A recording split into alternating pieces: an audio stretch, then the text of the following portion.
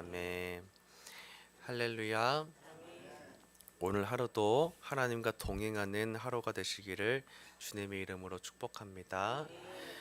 오늘의 본문은 여리고 성을 점령하는 이야기를 다루고 있습니다. 여리고 성 앞에서 이스라엘 백성들은 전쟁을 준비했습니다. 여호수아는 백성들에게 하나님의 말씀을 전했습니다. 하나님의 말씀은 이렇습니다. 8절 말씀을 한번 보여주시면 8절입니다.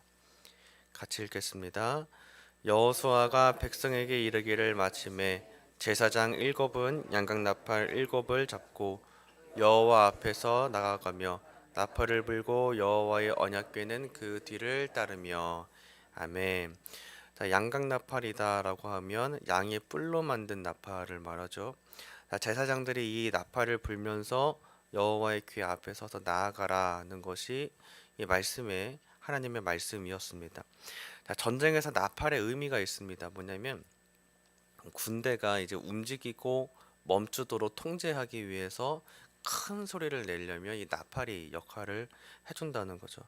자, 이제 그러다 보니까 군대가 나아가고 서는 데 있어서 나팔은 또 중요한 의미도 있고, 또 다른 부분으로는 군대의 사기가 증진된다는 것입니다.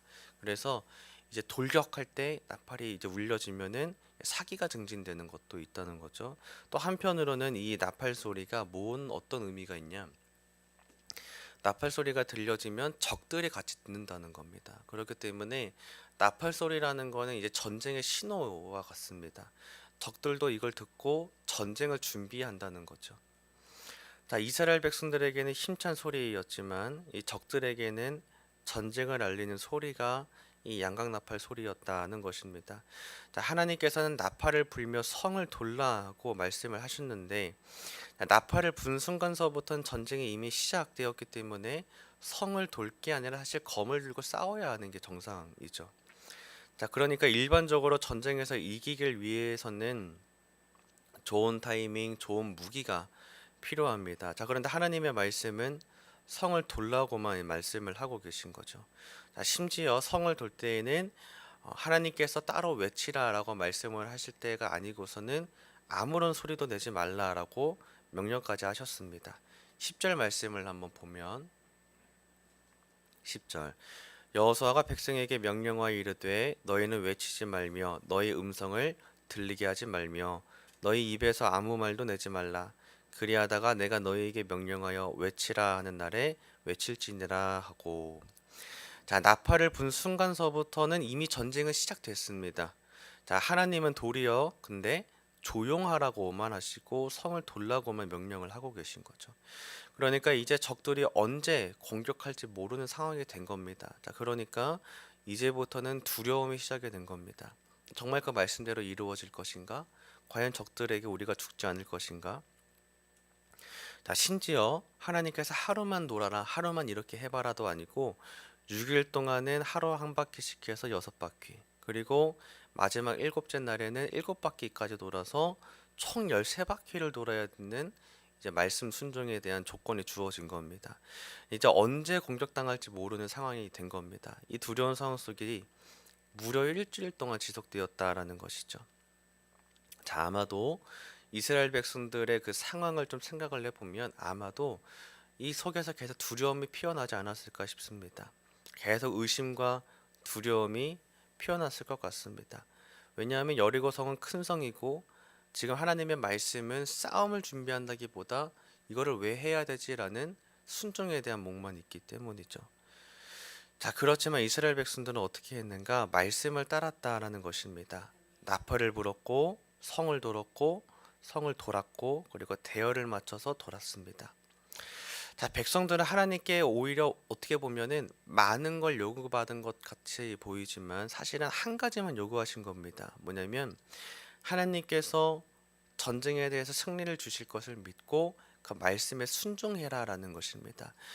그러니까 성을 돌고 뭐 대열을 맞추고 나팔을 불고 많은 것을 요구하신 것 같지만 사실은 한 가지, 너네가 나를 믿고 주권을 맡길 수 있느냐라는 거죠. 그 순종을 보셨다라는 것입니다. 본문은 아니지만 여호수아 6장 2절 말씀을 한번 보겠습니다. 여호수아 6장 2절 같이 읽겠습니다. 시작. 여호와께서 여호수아에게 이르시되 용사들을 내 손에 넘겨 주었으니. 아멘. 자, 하나님은 분명히 말씀하셨습니다.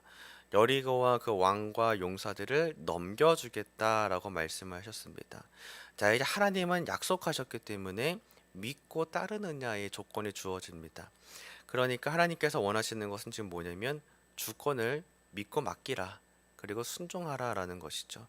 하나님은 이 한 가지를 보고자 원하신 것입니다. 하나님께서는 우리의 순종의 태도를 보십니다.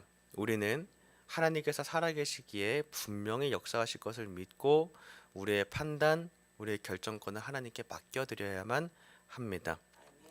자, 백성들은 심지어 성을 돈 후에 진영에 돌아와서 잠을 잤습니다. 11절을 한번 보면 제가 읽겠습니다.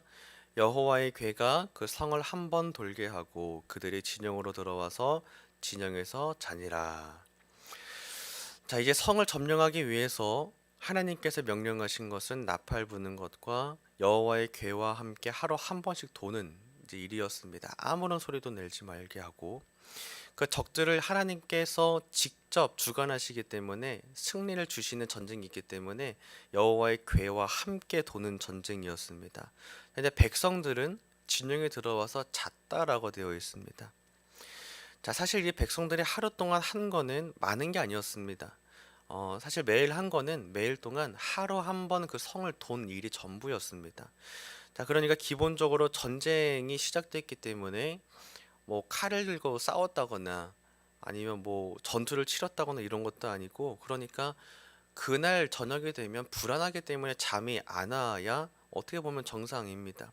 어쩌면은 이 깜깜한 밤이 되면은 불안감, 초조함, 의심이 더 커졌을지도 모른다라는 거죠.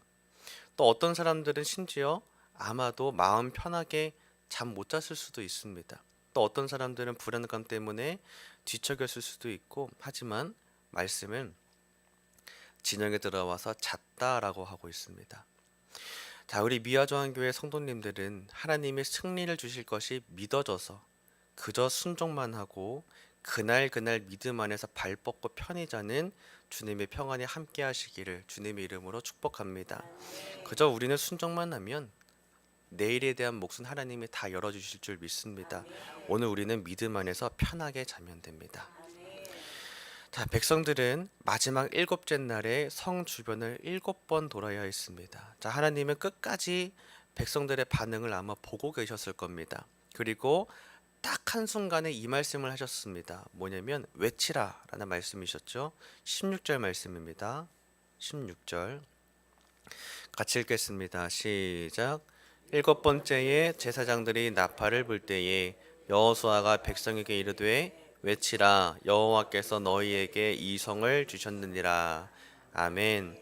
자, 백성들은 여호수아의 명령이 있기 전까지 하나님의 말씀을 따라 수행했습니다. 자, 그리고 결과적으로 여리고 성이 무너졌다라는 것이죠. 정말 그 말씀대로 이루어진 겁니다. 자, 이제야 백성들은 그동안의 불안감, 의심, 두려움들이 그게 가짜였구나. 내가 의심하고 두려워했던 것들이 다 거짓말이었구나. 하나님의 진짜 이 전쟁의 승리를 주시는 주권자이시구나. 진짜 승리를 주시는 여호와 니시시구나. 이제 이거를 확인했다라는 것이죠. 20절, 21절 말씀 보겠습니다. 같이 읽겠습니다. 시작. 이에 백성은 외치고 제사장들은 나팔을 불매 백성의 나팔 소리를 들을 때에 크게 소리질러 외치니 성벽이 무너져 내려지니라. 백성이 각기 앞으로 나아가 그 성에 들어가서 그 성을 점령하고 그 성 안에 있는 모든 것을 온전히 바치되 남녀노소와 소와 양과 나귀를 칼날로 멸하니라. 아멘. 자, 이 전쟁의 승리는 이미 예배되었습니다. 백성들은 순종한 것과 그리고 승리를 누린 것이 전부입니다. 자, 그저 백성들은 무엇을 했냐면은 하나님께서 말씀하셨을 때 순종함으로 내 마음의 모든 것을 주권을 하나님께 맡긴 것뿐입니다. 하나님께서 다 하신 겁니다. 자, 여호수아는 이 승리의 기대감이 흥분해 있을 백성들에게 중요한 한 가지를 지금 알려주고 있는데요. 16절을 한 번 더 보여주시면, 자, 같이 읽겠습니다. 시작.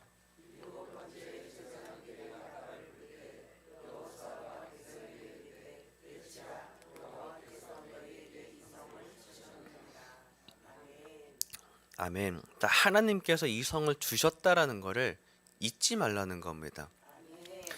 자, 저는 이제 이 말씀 여기 부분을 이제 묵상하면서 처음 읽었을 때는 그렇지, 이제 외치라라고 말씀하셨으니까 외치고 이제 싸움을 승리를 누리면 된다라는 선언이구나, 이제 이렇게만 생각했는데, 잘 생각해 보니까 이 말을 한 이유를 좀 생각해 보게 됐습니다. 왜 그랬냐면 백성들이 감정적으로 자기 상황과 승리에 고취돼서 이 승리의 주권자가 누구이신지를 잊고, 또 내가 하나님의 말씀에서 떨어지기 쉬운 상황이 이 순간이기 때문이죠. 상황이 잘 풀리고 승리하는 순간에 하나님이 잊어버리게 되기 때문입니다.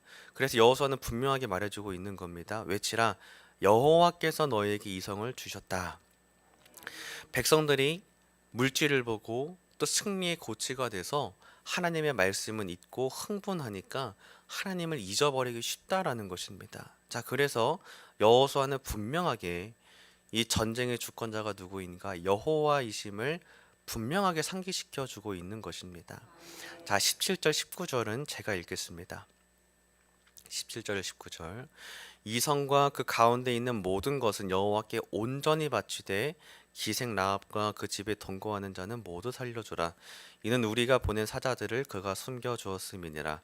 너희는 온전히 바치고 그 바친 것 중에서 어떤 것이든지 취하여 너희가 이스라엘 진영으로 바치는 것이 되게 하여 고통을 당하게 되지 아니하도록 오직 너희는 그 바친 물건에 손대지 말라.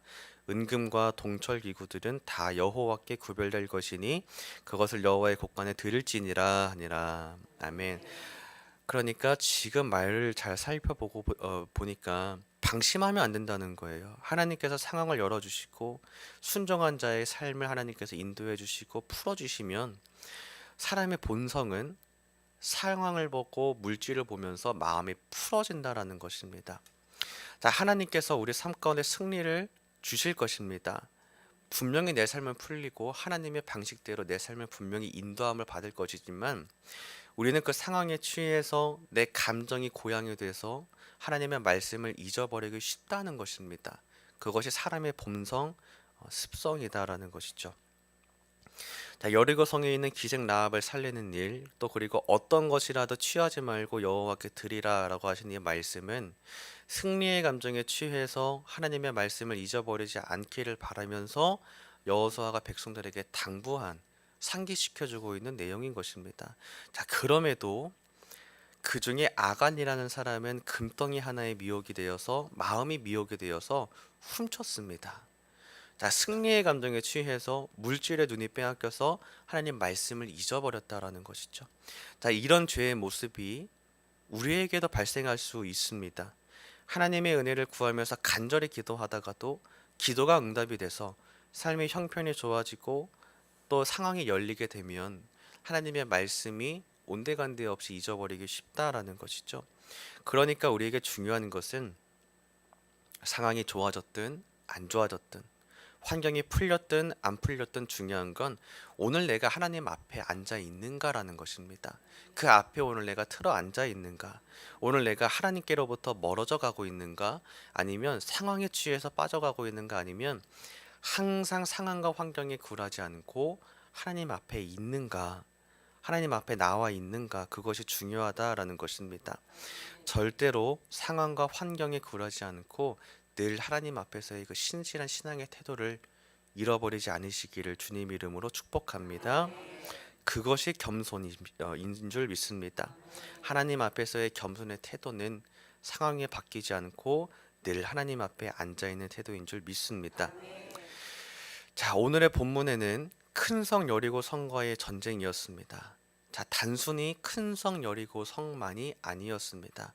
육신의 싸움, 눈에 보이는 싸움만이 아니었다는 것이죠.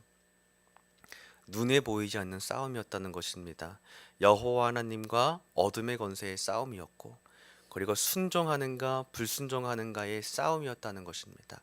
영적 전쟁이었다는 것이죠. 자, 그렇게 보면 오늘의 본문의 결과는 이렇게도 볼 수 있습니다. 단순히 큰 성 여리고 성이 무너진 것만이 아니라 사단의 큰 영적인 권세가 무너지고 패배했다라는 것이죠. 자, 하나님께서는 우리에게 분명하게 원하고 계십니다. 눈에 보이는 상황과 환경에 우리의 마음과 시선을 빼앗기지 말고 하나님 말씀에 집중할 것을 원하고 계십니다. 자, 하나님의 말씀에 우리의 마음의 중심을 둔다면 우리와 함께 하시는 하나님의 군대가 보이기 시작합니다. 자, 이스라엘 백성들은 큰 성 여리고성만 봤지만 하나님께서 함께 하시는 여호와의 궤도 함께 보고 있었습니다. 자, 하나님께서 눈을 열어주시면 하나님의 군대가 보이게 되는데 열왕기하 6장의 배경을 보면 상황과 환경 앞에서 하나님의 군대를 본 엘리사 선지자의 이야기가 나옵니다. 자, 여기서는 북이스라엘을 공격하러 온 아람 군대를 보고서 엘리사의 사환이 두려움에 빠졌습니다. 열왕기하 6장 15절 말씀을 보면 하나님의 사람이 사환이 일찍이 일어나서 나가보니 군사와 말과 병거가 성읍을 에워쌌는지라. 그의 사환이 엘리사에게 말하되 내 주여 우리가 어찌하리이까 하니 눈앞에 큰 성 여리고와 같은 저 아람 군대를 보니까 두려움에 빠지는 겁니다. 자, 그런데 엘리사는 사환에게 이렇게 대답했습니다. 16절 17절 보겠습니다. 같이 읽겠습니다. 시작. 대답하되 두려워하지 말라. 우리와 함께한 자가 그들과 함께한 자보다 많으니라 하고 기도하여 이르되 여호와여 원하건대 그의 눈을 열어서 보게 하옵소서 하니 여호와께서 그 청년의 눈을 여심해 그가 보니 불말과 불병거가 산에 가득하여 엘리사를 들렀더라. 아멘.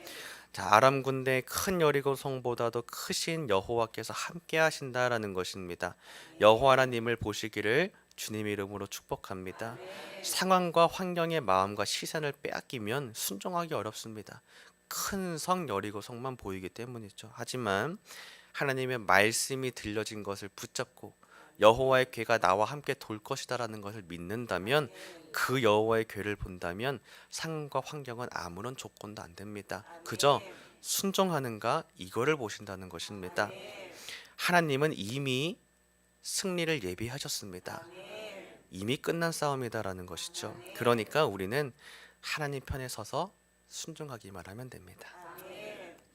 하나님께서 모든 상황과 환경을 다 풀어주셨습니다.